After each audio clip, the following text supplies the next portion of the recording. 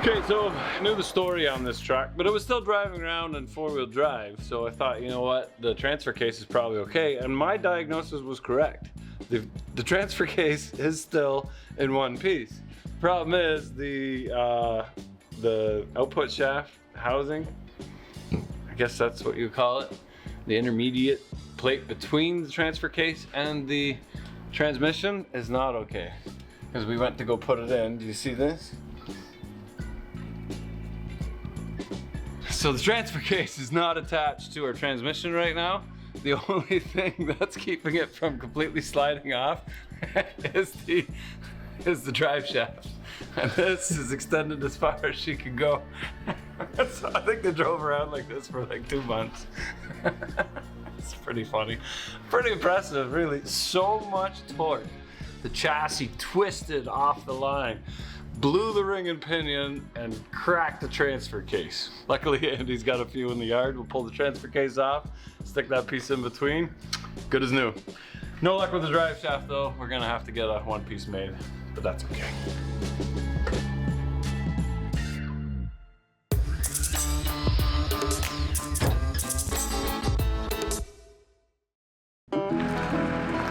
Well, we're up at the yard here. I'm a very trusting, loving person, except around this guy here. He thinks that I want a piece of all these ladies. They're your ladies, they're not mine. Don't you come at me. Alright? Oh, found this guy laying in the weeds, praying that it's a gasser rear end. It'll have the 410 or 411 rear end. Yeah, let's see if we can pick her up and bring her over to Rich. Alright, found 3 rear ends. Believe that they're HD. They should all be Chevys. One might be 411. Who knows? Nothing's marked on them, so it's all a guess. I'm gonna strap them down, bring them over to Rich's. We'll get the ratios checked out, see if maybe we can use some of these. All right, so we bought the truck and the back axle actually exploded. I hope the transfer case is okay. I never even thought about that. But I think it twisted the drive shaft and the entire front end of this blew off the diff. And then it went into a field and lit the field on fire. The back of the truck was on fire and the field was on fire because this was probably cherry red. Before we got it. Before we got it. Now, this is a 373 rear end off a diesel. That's for my Silverado.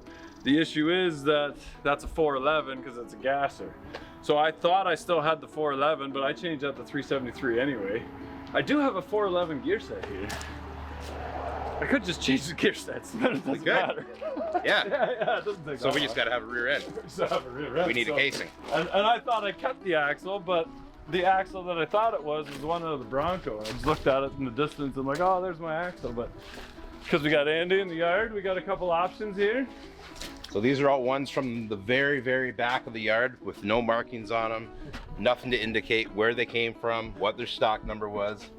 So this is the fun part of trying to figure out a budget build.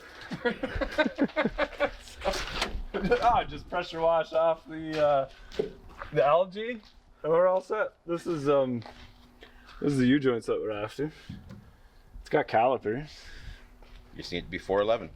But you have the gears. I have the gear set. Yeah, I know I have the gear set. So then I can pop these out and I can put a 411 in the back, and then their cost is still zero.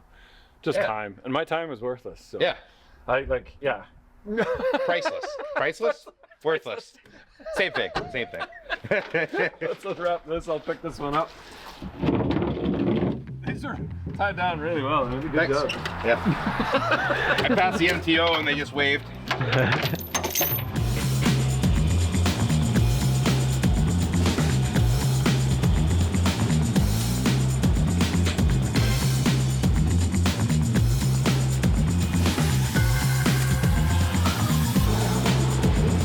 So they used never sees on the bolts.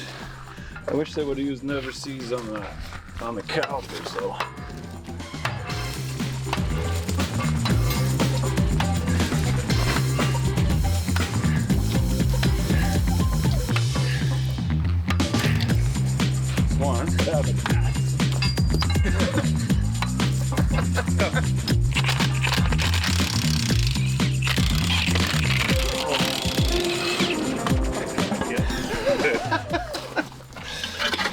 looks good.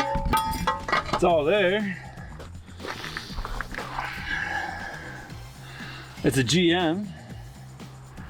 Or no, is it? 10.9, those are the bolts. It's a bolt, yeah. That does look like a GM locking diff though, eh? How many teeth do you see? Oh, no, that's not it. It's gotta be on the... Sure, just rotate it a bunch of times. Yeah, well, that's the whole point. We can't rotate.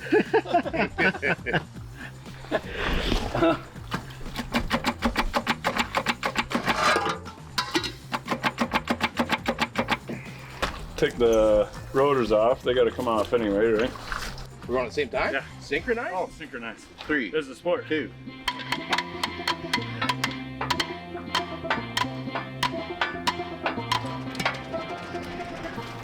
I can't believe you couldn't keep up with me. It's 2.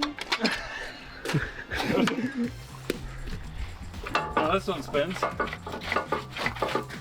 Oh, here we go. Yeah, so now we can look for some numbers. Look for some numbers on the ring gauge. Oh, Don't stick your finger in there. what's that? Google that number. It says 41. 11 times 41. Yeah, I did some quick math. So it says 11x41 right on there. So what it means is 11, hold on a second, it's 41 divided by 11, which is roughly, let me see here, 3.7299 or whatever. So they're gonna round it up 3.73 gears. So it's not gonna work. Next one. 1, 2, 3.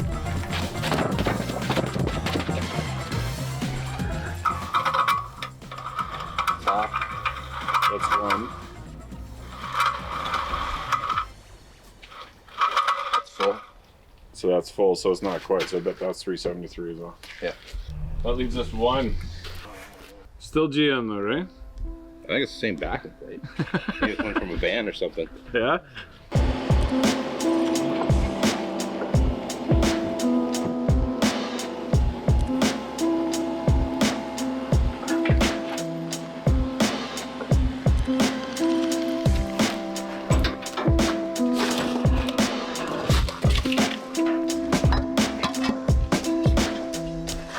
Oh, someone's done something. See some numbers in there. But that's not GM, is it?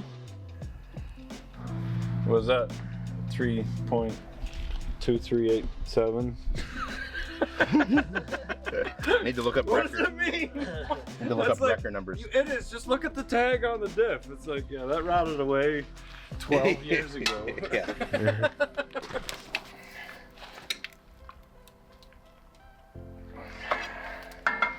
No, sir. Let's Yeah. see what it looks like. Looks like these ribs might matter too. Eh? You see the? I think this one's got ribs on it. I don't think the other one did. No, none of the other ones had the ribs on it. Like the spring perch, I think is the same, and the that's the same. So we can throw a 373 in it. It's just. Yeah. But if the other one's a 411, then we might as well, because. Yeah. Yeah. So just the I don't know if that's any good anymore.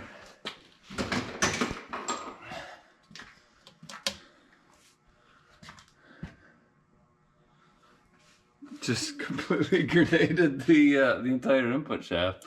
Housing's okay. Well, like I don't know if this part of the housing's okay because that looks like it's damaged too. They're supposed to have my axle. I was ready to bolt in and ready to go.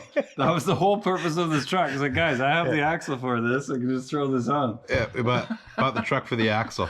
I got this axle I need to do something with. Yeah. We got to find a truck with a bad axle. You went out and found one. Stars align. Yeah, you went out and found one. Turns out I scrapped the axle like 2 years ago. All right, so last ditch effort. We found this dually frame in Andy's yard. And figured it was just easier to tow it on rather than crawl around in his dirt. But that is the diff that we need. Ready, Andy? Oh, you know it. Is it a 411? It says. I don't know. You don't sound confident. I'm not gonna say for sure, but I'm gonna say according to all my knowledge in math, it's a 411. Okay. Problem is the spring perches are an inch narrower on each side. So Let's do something cool with it. Like a stance, like a spring stance. Yeah, we can start something. So does the spring tension really increase every time you go down? Just increase the tippiness. No, make it more stable. Because they're in narrower. Yeah, Yeah. that's right. It'll make it tippy. Yeah. Anyway, we're gonna just torch these U-bolts off, and just the one brake line, and then we're all set. We'll lift up on the back. The axle will roll out from underneath. Once we tilt the bed, it'll be easy peasy. Bob's your uncle. Here we go.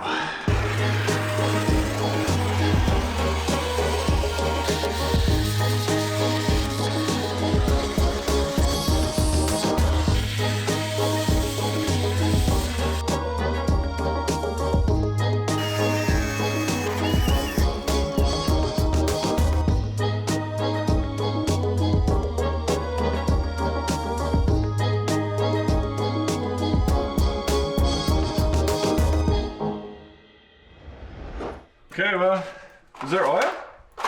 No, it's that's water. brake fluid. Oh, the brake fluid. As if. There's no oil. And now we gotta bleed the brakes. This is so that's the internals of well, this is a bearing. Is the center section completely shot? Like we can just put the ring and pinion from that one on there, and then we don't have to worry about unbolting anything. I'm just wondering if that Those gears are kind of. is it. We can pull those off real quick, and then that's up. Going the right way. Yeah.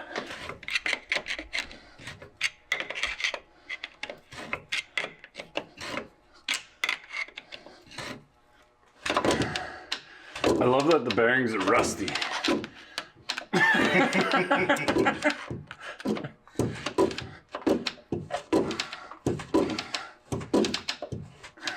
Is that threaded? Yeah. Oh, okay. Yeah, you just move it to the left and to the right. It's super easy to set up.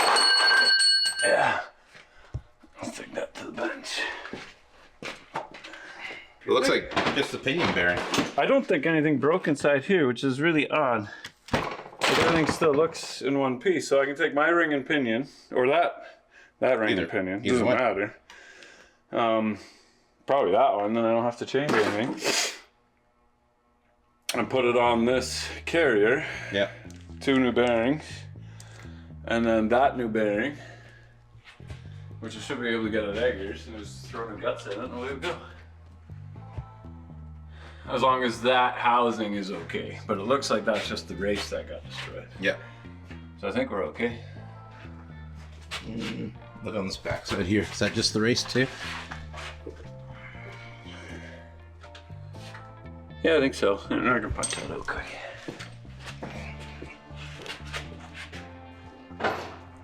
I don't. Oh, guess we'll see. Stop means it's a negative. I just see something. No, you don't see anything. It's just a race.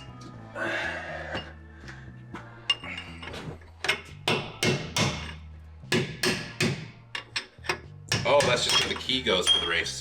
Hold on. No, it's not. It's the housing. Is the housing shot? Yeah. No. No. Oh, that backside's okay. We don't need that. We don't need it? No, I just punch that a little bit out. That's not very important. As long as the housing didn't spin and the race isn't tight, but that race was still tight. Right. It did get banged in the back there, but I can just take a grinder and it'll seat. As long as it seats against the other half, it's no problem. Yeah. Yeah, I agree. This is still around. Yeah. So, yeah, no worries. Nice. Hey. I don't have to change all that. Right on. Yeah, I just pop the axles out. Pop that out. As long as, and then just use the ring and pinion in the front. That's all we need. Beauty. Nice. Because most of the work was just cleaning this out. You can see I just took the die grinder, just shaved that little piece off that was folded in. The bearing will sit in the back of that. Cleaned the axle tubes out nice with a rag and the pressure washer. Made a big mess in the shop, cleaned that up, and so they're nice. It's a little rusty on the top, but it's like a film, it's not actual rust. Everything else looks really good. So now we can pop that bearing in. Now we took the center section out, and the bearings are fine, the races are fine. Even this little bearing is fine, so we'll pop this in. This just sits in the nose cone right here, and the preload on this is already set. I don't have to touch it, so I can take the shim out, straighten it, pop this in, and then pop this in, make sure we have the right backlash, and then just see where our tooth contact is, and then we can either take the shim away or add another shim. I don't know where I'm gonna get another shim, but I'm sure Andy's got some somewhere. Otherwise, go to town, or I don't know. Hopefully we're okay with this one shim. Hopefully that housing is exactly the same as what we took out. And then we don't have to clean this or anything. It's fine. It looks nice and clean. But this is the exact same as that. I'm pretty sure this is the locking diff, but the pins are all looking the same. So we've got a limited slip still, even though it didn't act like it. I don't know. But anyway, that can go to V&R, and that can go in our new baby. Here we go.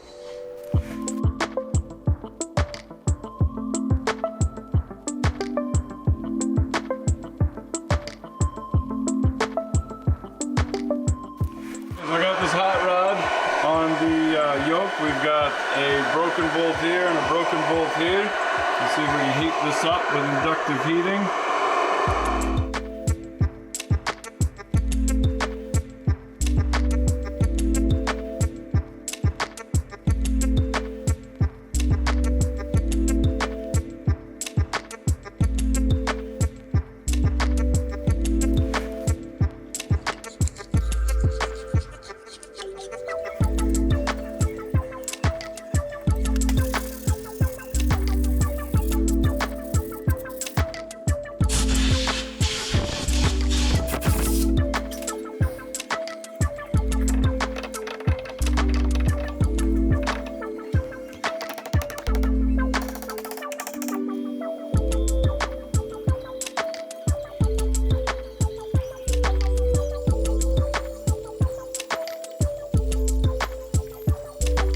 Alright, so we got our pinion bearing and assembly in, and it spins nice and free. So I just ground that last little bit, just this little corner here was kind of banged in, but I think everything else is okay. Keeping in mind that this is only support for the back end of the pinion, because we've got two bigger bearings that set the preload and hold that thing in.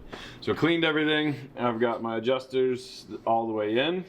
And basically we're just gonna take that other one and drop it in. Those bearings are fine, but you can't mix up the races though. You gotta keep the races with the bearing, and you have to keep the ring with the pinion, because otherwise it will make noise. They're a match set, and as they wear into each other. And if you take just a pinion from another gear set and throw it in, it's gonna drive you nuts. It'll be like a whistle or a howl or a grumble or something, whether it's a transport or a pickup or a tractor. These gear sets are a matched set, so.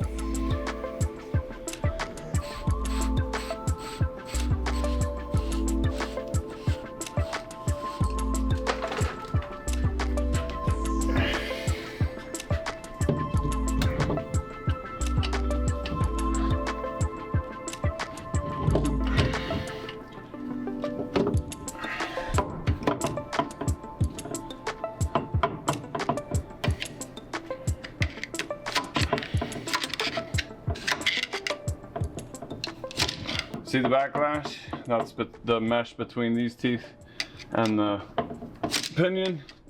Basically we want to take up most of that, and these two adjustments just bring the ring gear to the left or to the right. More backlash, spin this one out more, it brings the ring away from the pinion. Less backlash, bring it that way. These also set the preload on the two bearings. So just like a wheel bearing on a car, you want to tighten it up and then back it off, making sure that it spins freely.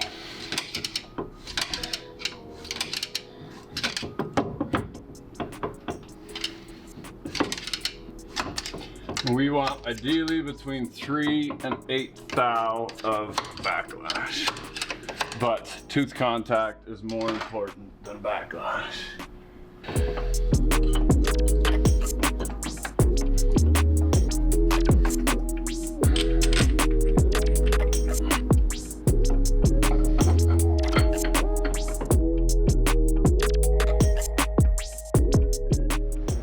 A couple other smaller repairs is this hanger is pretty well done. I don't think I can save that. We got a couple ones off my dad's truck. There's another one right here that's just about there, and that caused that to crack. So we'll pull that together. I think I'm just going to goober weld some stuff on there. I'm not gonna replace the muffler. Look, it's fine. There's no problems with this muffler. She's good to go. You can see where it cracked. It's not really rotten. Of course, it's not great, but there is still some meat there. But it folded in. You can see a big dent, and that's when the drive shaft hit it right there. It gave her a little shock. So I have to weld a bolt to that tin that's pushed in and pull it out where it meets. Of course, I have to replace the rubbers because it wants to hang in a certain spot, and if it's under tension, it's just going to crack again. So I have to bring that muffler to the pipe, and then we'll weld it. It's not gonna work if your muffler is completely rotten and this is super thin. You got a little Lincoln 140, 110 volt. Beautiful little welder for all this little bodywork type stuff. So we'll buzz that on there, but I can't fill that entire gap. I gotta pull that out a little bit. Let's see how that goes. Here we go.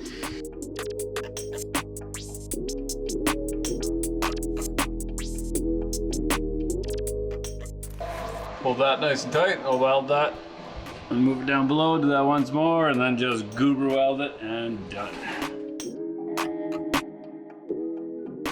That actually doesn't look too bad.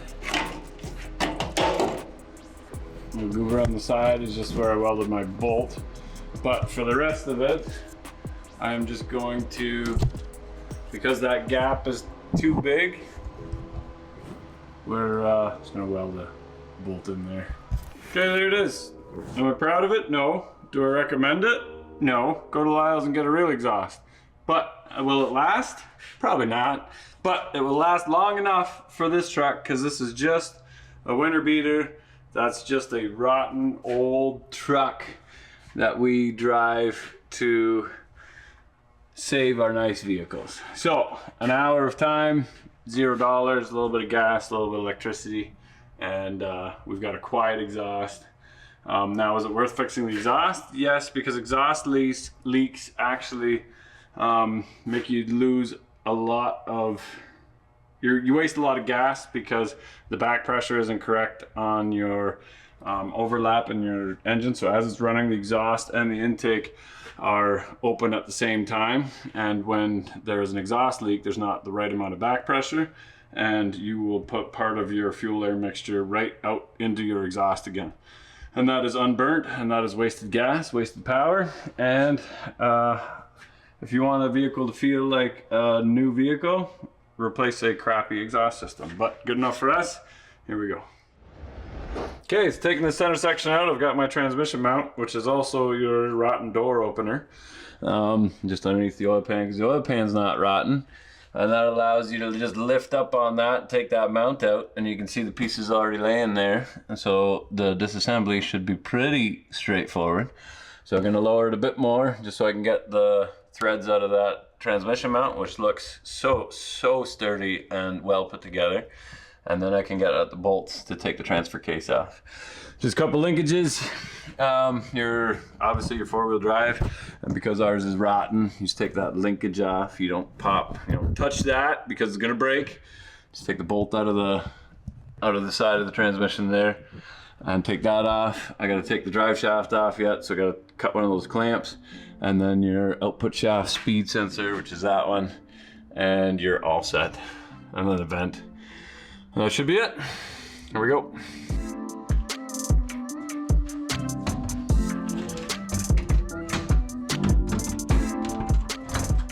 Oh, forgot to drain the oil. Not a drop in it.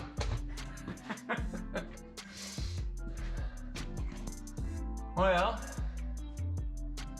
so far so good. Nice. Am I overexposed? That's better. And there it is, straight from Amazon, shipped to your door, very inexpensive. Cheaper than I could get it in town actually, so we'll, this is nice and clean, so we can basically just drop it on and bolt it back together again. Awesome.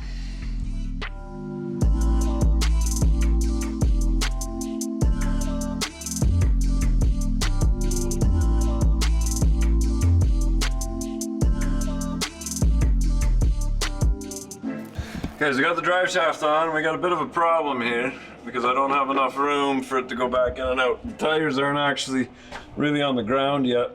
I'm still on my hoist. And if I contract it all the way, I've got like maybe a ½ inch of play. But the problem is when you put weight on the truck, it's going to shorten the distance between the diff and here, and I don't want to bottom out the yoke into the transfer case because that's expensive too. So I need to cut 3/4 inch off this sleeve, so right here. So this yoke actually only goes in about maybe an inch. So what I'm gonna do is cut the weld on this and then just slam this in a little farther. Hope the balancing is still somewhat accurate, and then give me some room to put a trailer and go bouncing down some roads with this thing later. So we'll get it up in the air and we'll notch the drive shaft. It never ends. Drive shafts are a real pain. Wow. Okay, so now there's the right way to do it, and then there's the better way. Now, the right way would be to disassemble this, possibly put this on a lathe or send this out somewhere. That takes time and money, or make a whole new drive shaft, and that's hundreds of dollars. The better way is to put it in gear without the axles in, so the tires aren't going to be spinning. Just spin this and just run the grinder until you get rid of the weld, and then move over 3/4 inch and slit it again so you can cut a little piece out, and then just slam it together. Now the risk with doing that is if you cut past where this is tight in the sleeve, the drive shaft flops out and you get whacked in the head, and then there's a whole OSHA thing. So do this, but don't do this. Hopefully it works out. Honey, if you're watching, just skip ahead 2 minutes. Thanks.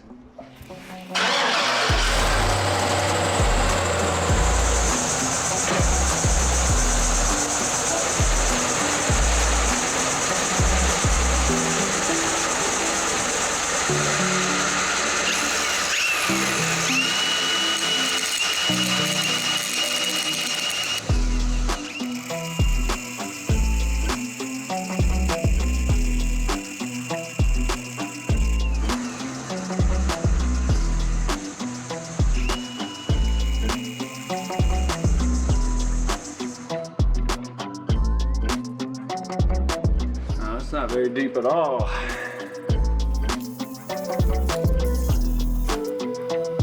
Okay, so yeah, definitely don't do that, because if I cut a little deeper on this other one, the drive shaft would have started flopping me, caught me right in the chin. But I'm what do you call one of those? I'm know-it-all? No, professional. I'm a professional. So I'll cut that weld back just a hair, and then we'll weld that back into place. I marked it. I cut just a little slit going right across to put it back in the same spot. Should be golden. I'm happy the output shaft still works though.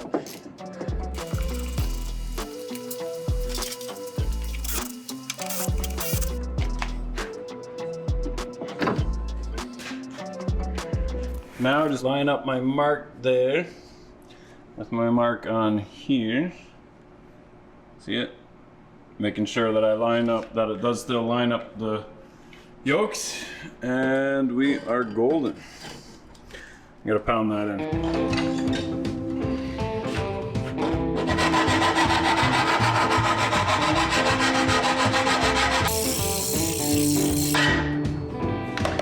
Crazy how a drive shaft can rust inside a drive shaft in Ontario.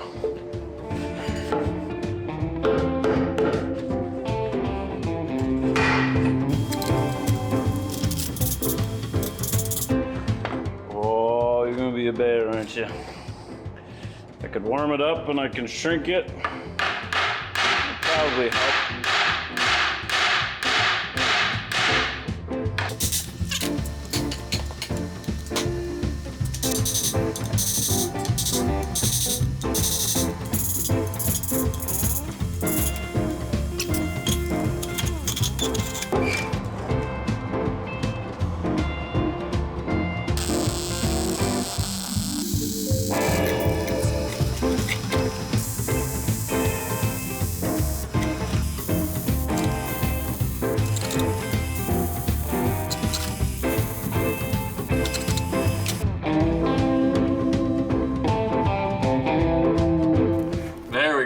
A little better. See, just a little bit of shiny part there. That is my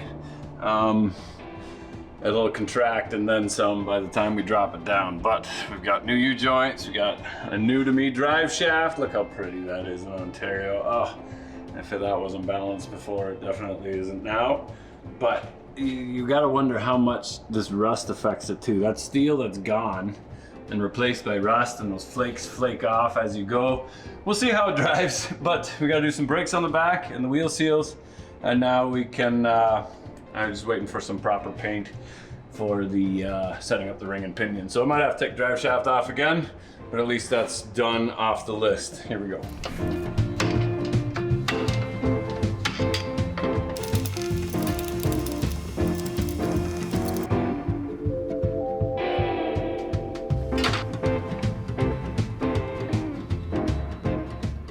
So that's 3. I'm gonna give it a touch more.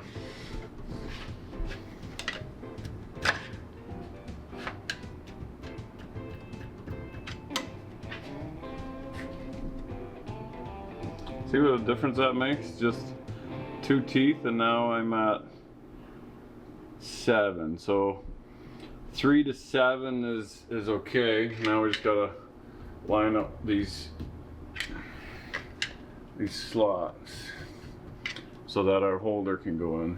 About 6 there. Touch more. I can't do that. So we're close. I'm gonna tighten the caps because that could change it a little bit as well.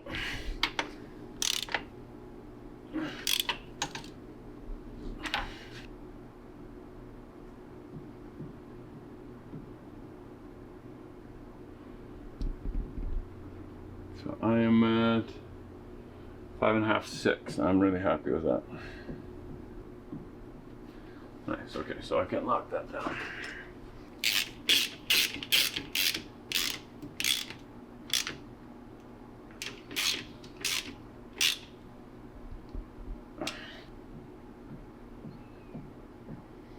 And then with those little movements, I'm at 7, and I'm still okay with that.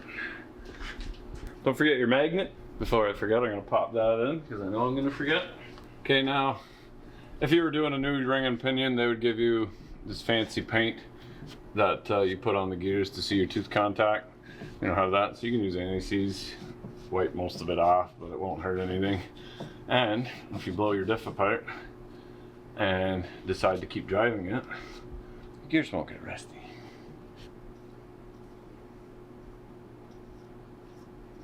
Put a little bit of tension against it.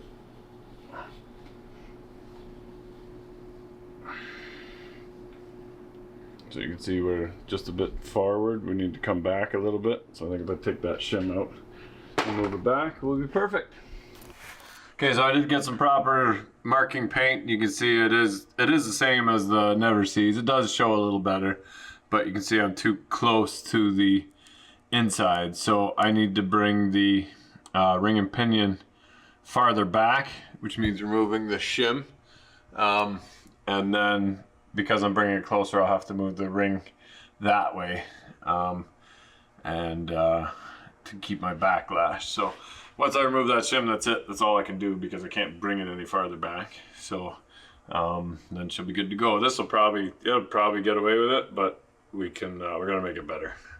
Okay, these ring and pinions can be pretty frustrating. I'm pretty close to the root, if you can see that, but it is central in the tooth. So It's either this or add the shim, and it's not. So there I'm adding paint. There I'm trying to take the paint away, but see how it is nicely kind of in the middle. It's just that I'm pretty far down into the root now. So what I might do is just go to the top of the backlash. So about 10 thou, I'm about 6 right now. And that will bring it out just a hair closer to the crown rather than into the root. And then that will be it. So it's kind of trying to find the best that it is that you can get, even though it's not perfect. But for a winter beater, it'll be just fine. It's not gonna be towing trailers across the country. So here we go. All right, so we've got a little bead of silicone all the way around. Now the trick when you're doing a silicone without a gasket is to only put it on finger tight so you don't squeeze all the silicone out. Wait about 30 minutes, 45 minutes, and then tighten it the rest of the way. The bolts are M8 by 1.25. So like ours, all of the heads were no longer the right size. They were like a 9.5 millimeter. So it's better to just replace them all. Just put that up, make sure that everything's nice and oil free. And basically just finger tight, nothing else. You just wanna squish that on there. Maybe use a socket if you want, just don't use a ratchet. Come on now. Don't make a liar of me. 8 by 1.25. Get in there. There we go.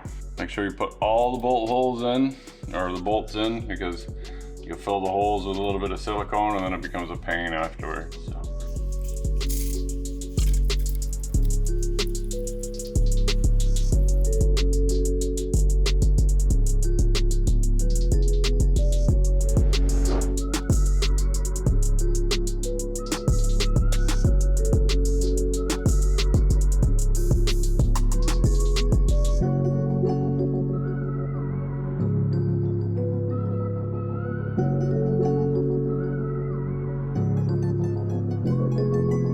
We got our bolts back in, we got new brake lines.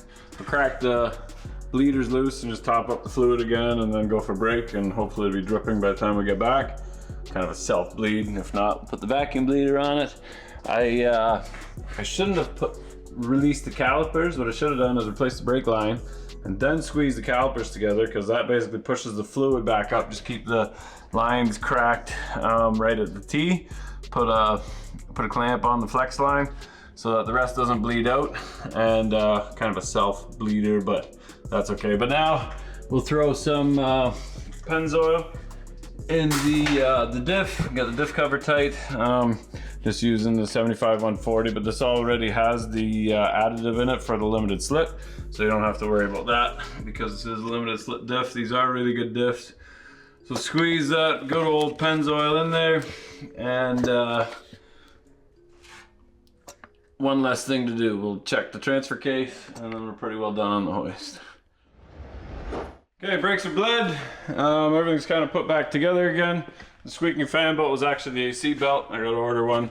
The tensioner isn't broken or anything, but while taking it off, the tensioner for the main belt was broken, so I had a parts truck in the yard, so I grabbed that one from there.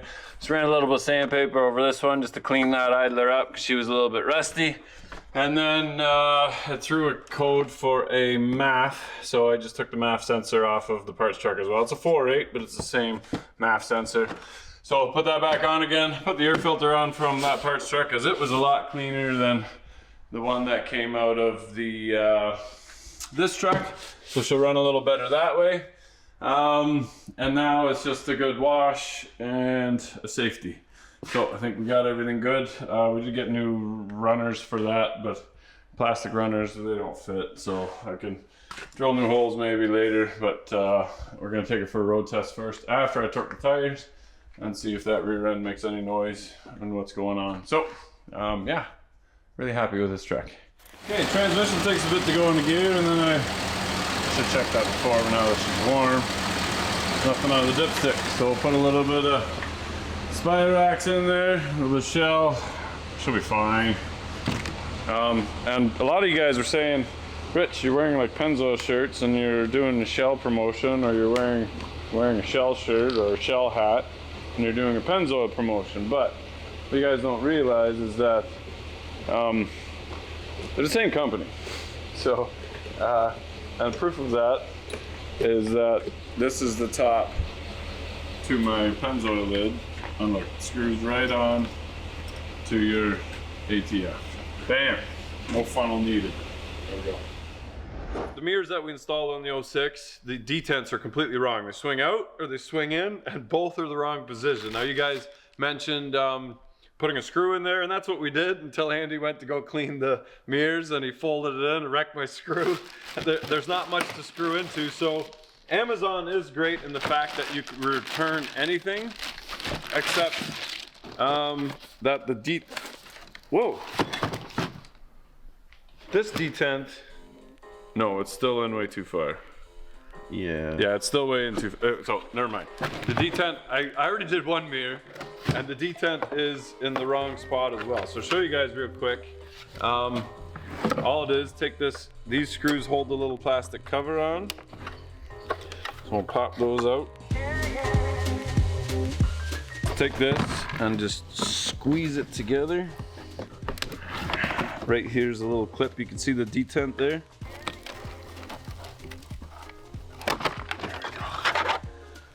Oh, I still have one other good one. Let's see how it clips. That one's being a bugger. Then you take these Allens out, these 4 Allens, and that pushes it against the detent.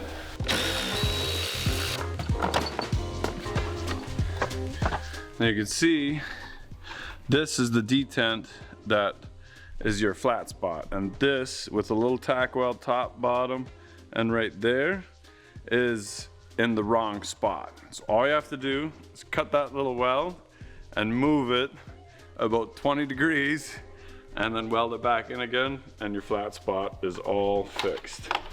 Take that off, take this little guy off, like so, and actually it's just the two little tacks right there. Cut those, move it, tack it back on, put it back together again, and you fixed your $75 mirror. It takes about half hour per mirror, not bad, and then it takes 3 minutes to install them. There we go, opens right up. Nice job on the handle, Rich. So, did you break it? No. No, so that bottom hinge is still tight? Yeah. I need a new hinge, but if you pull on the door itself, it'll open right up. Yeah. But that is how they break, though. That's how they break. Yeah, just a little sticky, and then all of a sudden, yeah. One, a little sticky, and mine's 10. Yeah. You're pulling on it, and it's got me more than once. Yeah, this thing's looking nice. I had to put all new inners on. For the money, this is pretty good value.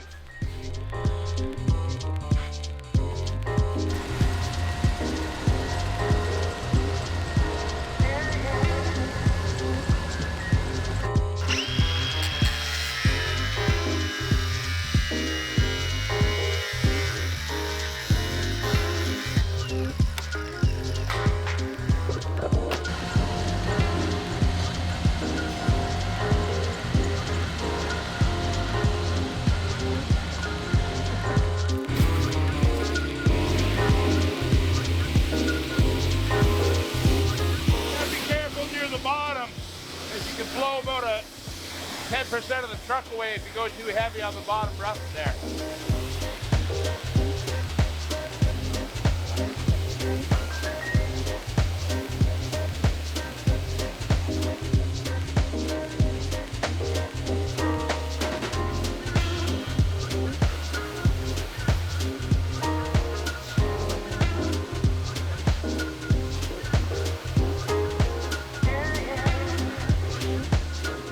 I'm going out with the missus tonight.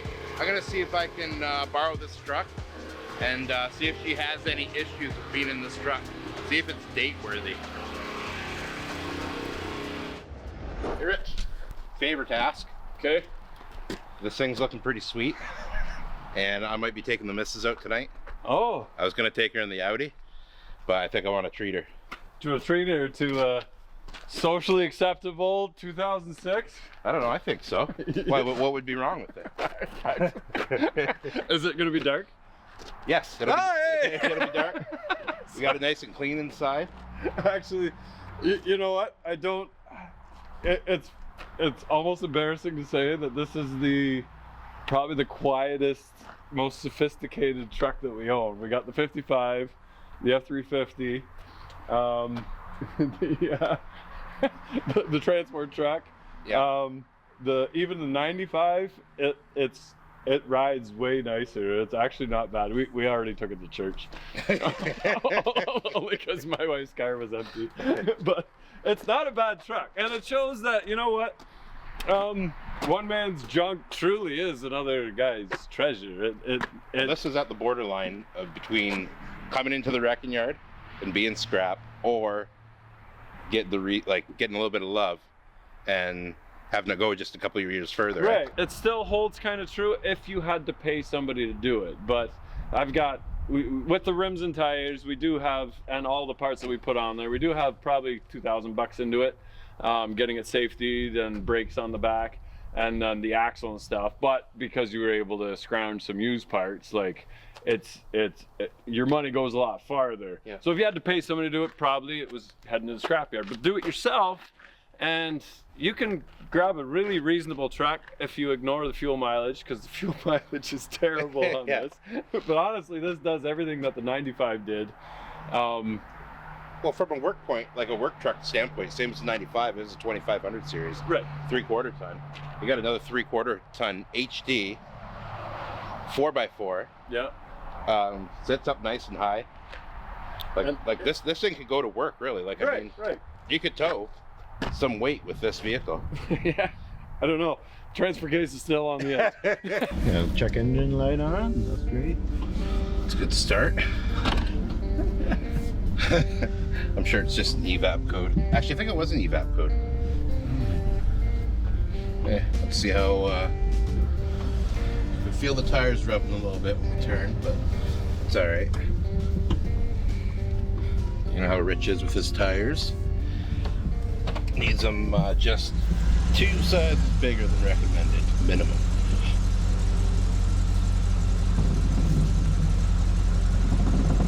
There, going that far, that's too far. That's too far. That's just...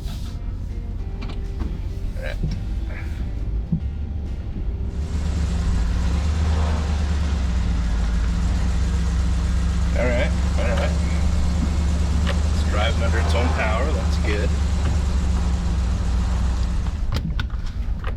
Close that up. Nice. How about that interior? 262,000 kilometers on a 6-liter. That's like half its life broken. Should have double that.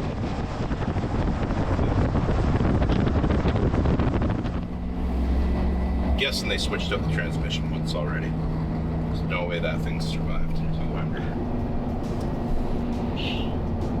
This thing drives just perfectly straight down the road.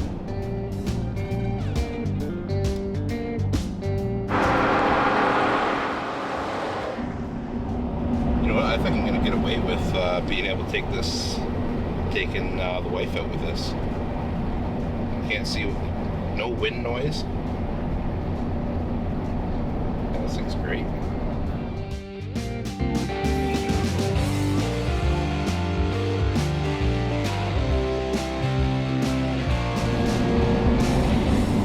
I guess that oil pressure is not rating correctly.